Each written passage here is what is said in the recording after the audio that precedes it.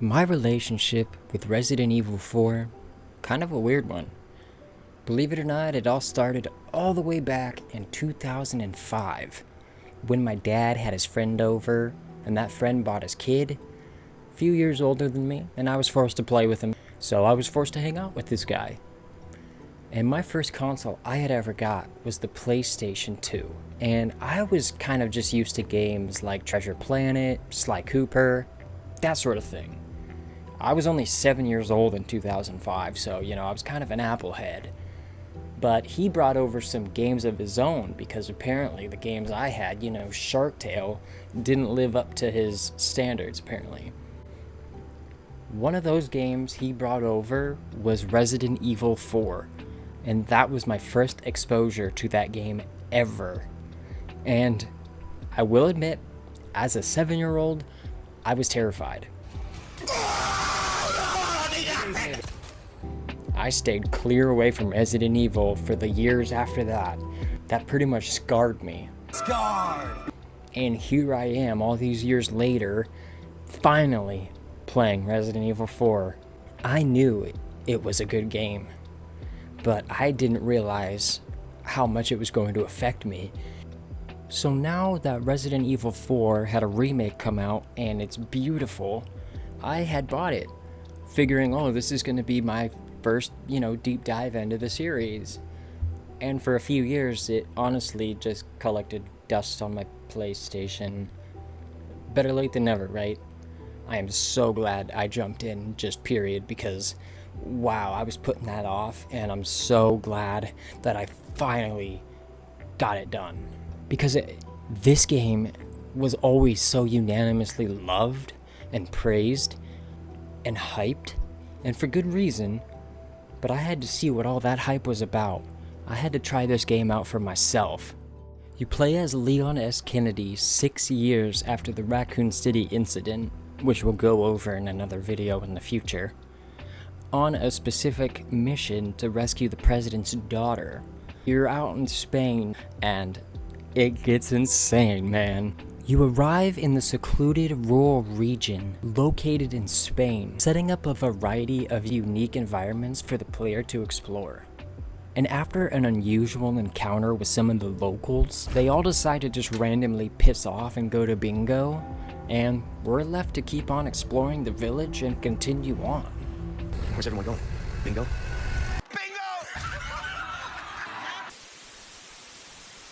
But those guys are some of the examples of some of the main enemy types that we'll be seeing throughout. They're not necessarily zombies per se, because this game doesn't focus on the T-virus, but Las Plagas. From what I had heard and just my general knowledge from an outsider looking in on the series, I really thought that this game was going to be more puzzly and tedious, but it's not necessarily a bad thing, but I just thought it was going to be more slower paced, and I realized that that may be some other entries of the series, and this one specifically is where they started going action heavy, but they do a really good job of mixing both elements of gameplay into one game. I think they did an excellent job. You do backtrack a little bit, and there are puzzles. They're not too intricate. You'll be able to figure it out pretty simply. It wasn't anything too challenging. They were actually quite fun, and I appreciate that. And it was especially fun not knowing what's coming next, and especially towards the start when I was more scared and less confident, I was going so slow around each corner because I didn't know who was going to jump out at me. Holy shit! Oh, fuck! And there was a few good jump scares that actually got me pretty good, so I got... The main antagonist of the game is a mysterious cult, a bunch of weirdos, I'm not kidding. The Los Illuminados they call themselves, led by this sexy freak, Osmond Sadler. His goal? Well, it's essentially to take over the world pretty much, that, standard villain stuff. But he plans to take over the world, right? Starting with the US government. Probably why he took Ashley. As you start to make your way through the game, you'll see a variety of different beautiful views, and a bunch of unique different areas, each with its own unique vibe and ambiance, setting the tone with each new area you enter. It really sets the mood and it's awesome. And this isn't like a beat by beat like story retrospective video or anything, it's just like my thoughts. But I will say my two favorite areas of the game are the lake. I love the lake. It was the first time where the linear gameplay really opened up and you really got to explore the semi-open world, and that surprised me. I really wasn't expecting that at all, so that was kind of cool to get in the boat, have free will, and just drive around and visit different spots, collecting loot, fighting enemies, grabbing keys, and not to mention the giant ass mini boss, giant ass fish in the middle of the lake.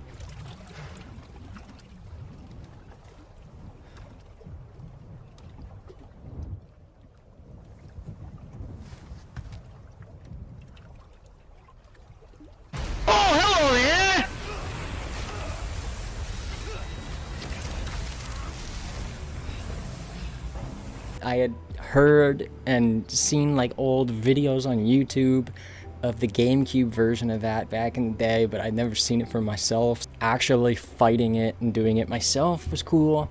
I love the lake. The lake is dope. And my other favorite area, I think, has to be the castle. My first time entering the castle I was blown away at how beautiful it was, with the walls coated in marble and artwork lining the walls, and it was just beautiful and luxurious with rich aesthetic, and just everything felt so expensive, because it probably was, but just going from old wooden shacks and decrepit, falling apart buildings, run down villages, to like this polar opposite, extravagant, luxurious castle, riches, and just, oh my god, it's just beautiful.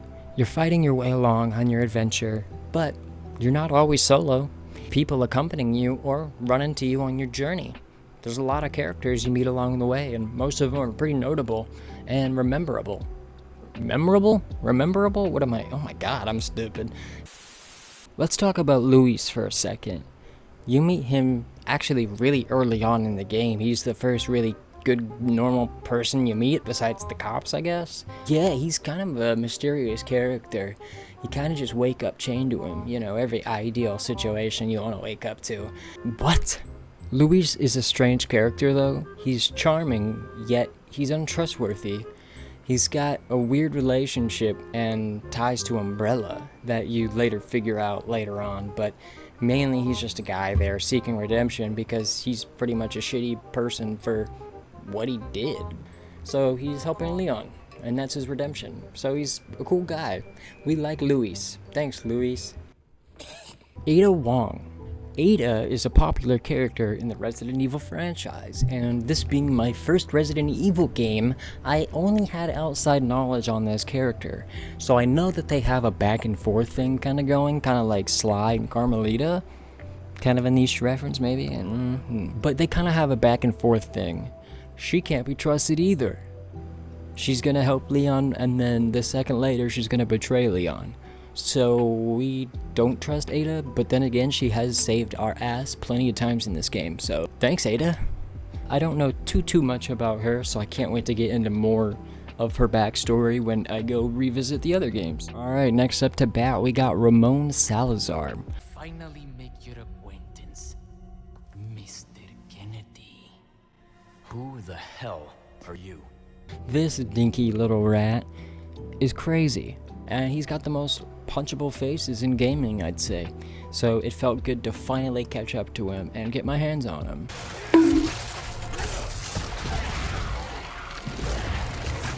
Oh yeah, and he's like a super high-ranking member of that creepy cult. That's the antagonist of the game, Los Illuminados. He's like the high-ranking member of that cult. He's a part of that cult. I didn't mention that, but yeah. Now I did. Alrighty, the reason that we are even here in Spain in the first place. Ashley Graham. Now, I don't know how she acts or plays in the original game, but just for the remake here, just for my experience, I loved Ashley, and I thought she had a really awesome character arc, going from scared and feeling incompetent the whole time to being really brave by the end of the game. A wrecking ball.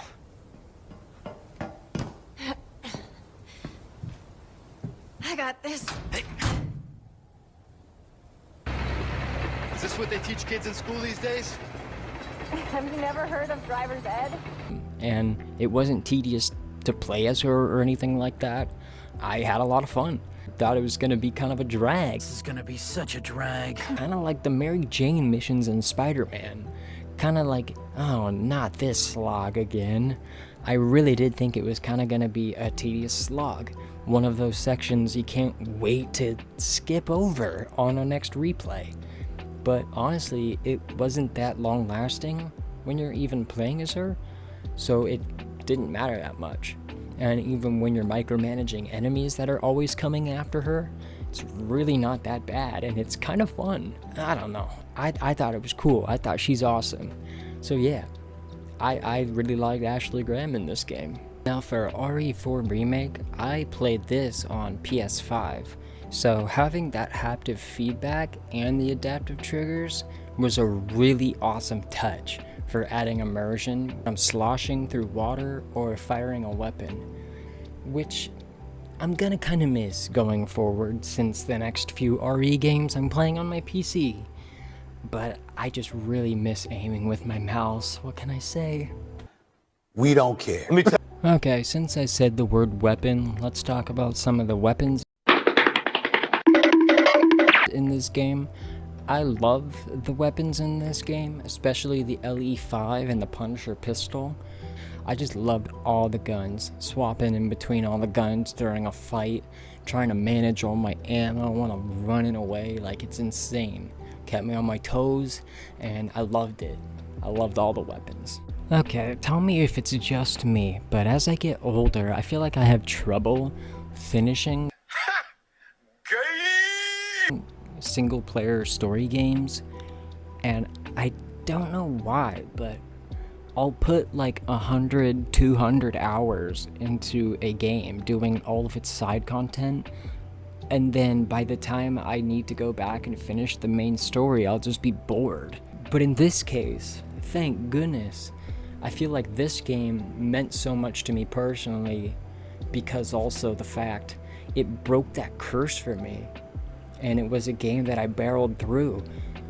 I took my time with it. I didn't, speedrun the game by any means. I think my playthrough ended up being like 53 hours. It was awesome. I explored every nook and cranny and got all the side weapons and did all I could. Got all the contracts done. It was awesome. Finally finishing a story. Finally beating a game. And a game has not made me feel that way in a very long time. But yeah, I don't know. I just feel like as I get older, it's been hard to retain my interest. Does anyone else feel that way, or am I just going insane? You're in pain. I can tell by what you're saying. Oh, I'm sorry. I'm sorry. So I think it's safe to say that this game slaps. Get ready. And it's not just recency bias. This game is a masterpiece. I've completed the mission. I've rescued Ashley Graham, the daughter of the President of the United States. Riding off into the sunset. No, literally. Riding off into the literal sunset. This was such an action-oriented game, but still managed to blend in elements of survival horror and took it to a level that I never thought possible. And my god, one highlight I would like to mention is the minecart section, because my favorite movie of all time has always been Indiana Jones and the Temple of Doom. I loved how I was basically playing that scene from Temple of Doom in RE4, which is already a masterpiece, but that was just... Now, this is epic.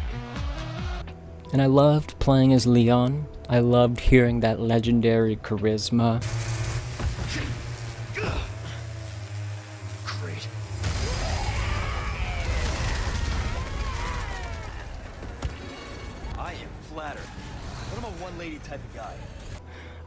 He's moody, but he's charismatic, you know.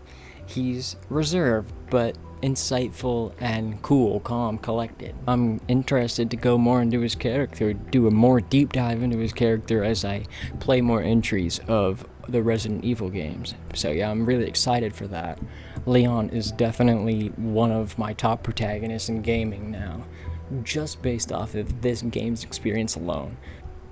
And one thing I will say is, like, I know I'm kind of a weirdo for starting with RE4 when there's 9 games in the franchise. You'd think I would start with the first one for the full context, but I'm an outsider looking in. Like, I grew up, you know, exposed to Resident Evil. I've always seen Resident Evil videos out there, so I always knew of the game. So it's not like I didn't exactly, it's not like I was completely oblivious to the story of Resident Evil.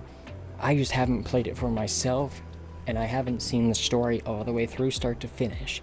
So that's when I'm more excited to just really jump in, especially now that RE4 is out of the way. Go back and start with Leon's roots in RE2 Remake and continue from there. RE4 is awesome. It's a compelling story with beautiful scenery, and I'm so thankful I finally got to play it, and I have it under my belt now, and I can't wait to play more.